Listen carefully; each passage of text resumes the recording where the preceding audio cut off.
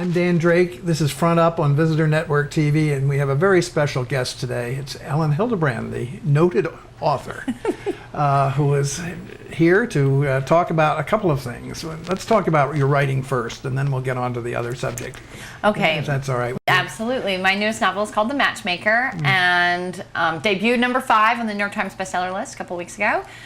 It's about a woman named Dabney Kimball Beach.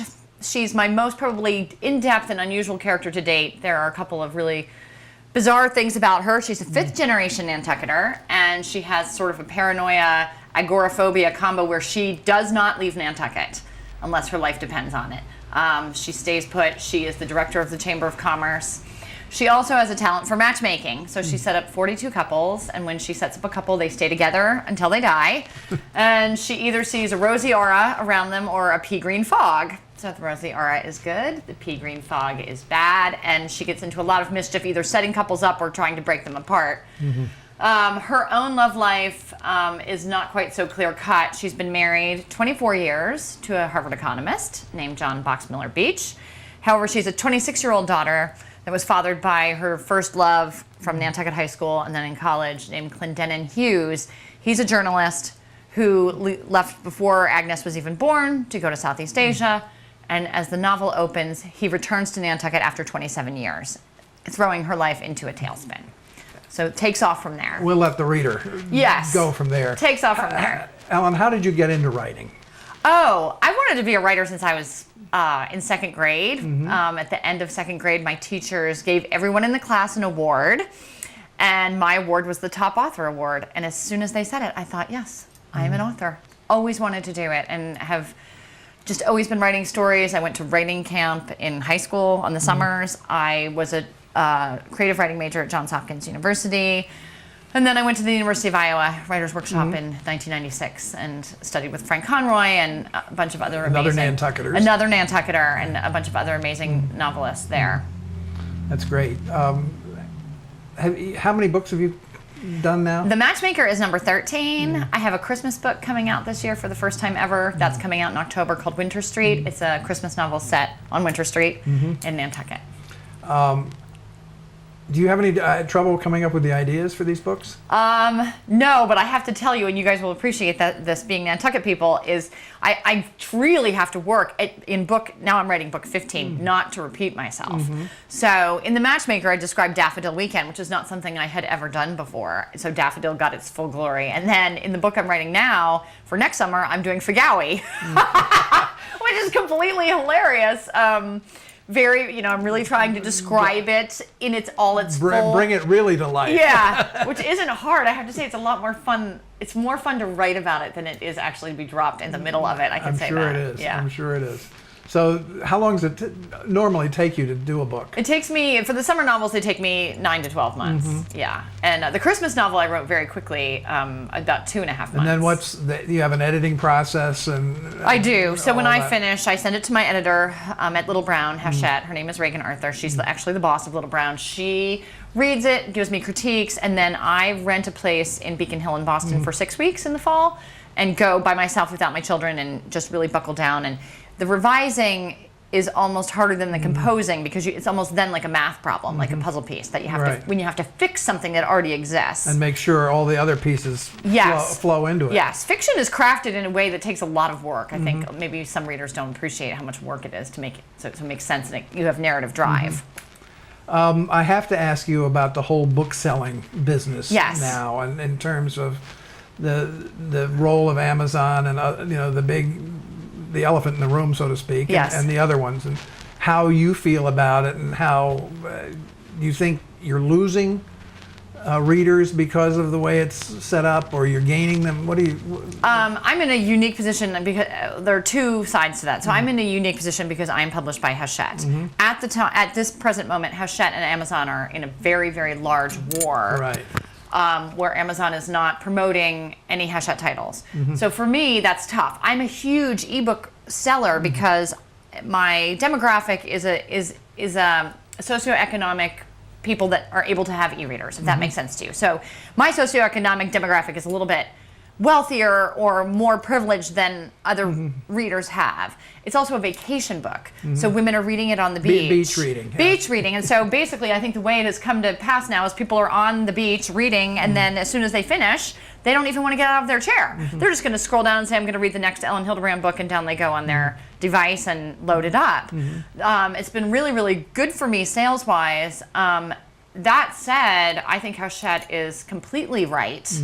And it's not about me, and I support them because Amazon obviously wants to retail the entire world, and it's alarming to me, and I definitely support my publisher 100% in getting on board with them. What about the role of the independent bookstores? We're very fortunate in having two here. We are very fortunate. Wendy Hudson, who owns both, is my dear, dear friend, intimate friend. In fact, the Matchmaker is dedicated to her. I still read books. And I only shop at independent bookstores. And I encourage, like when I do speaking engagements, I encourage the people that I see to shop at, and I only do events at independent bookstores. The rare exception, Barnes & Noble now looks like a good guy, actually, compared to Amazon. So I will do 1 or 2 events at a Barnes & Noble. But what do you enjoy most about writing? I think the thing I like most is finishing, and I love doing events. This is not actually writing. The writing itself is very stressful. Just because my goal every time is to write something better or as good as or different from the last thing that people enjoy as much, that there's a lot of pressure on me, and I work on these ridiculously tight deadlines. But going and doing events and seeing my fans, I have extremely enthusiastic fans. Anyone will tell you. I do, in particular, because I think because I've written so many books, and Nantucket inspires this incredible love and devotion from people who have been here because it's so unique and people love it so much. And so therefore, as the sort of storyteller of Nantucket, I get a lot of really great interaction with fans. Are any of your books made into films yet? Not yet. Fingers crossed for the Matchmaker, but I can't. I don't obviously want to jinx myself on television. Before we get into the other subject, one last question on writing. How and when do you do your best writing? I do. I mean, you have fairly young children. I do have fairly young children, and so the answer is, of course, I do it. I take 6 weeks in the spring, and I go to St. John by myself without my children. And I get a lot of writing done then, because the kids, as lovely as they are, Maxwell, Dawson, and Shelby, 14, 12, and 8, I drive them around. They have sporting events. They have a million activities. Pick them up, drop them off. It's a time crunch.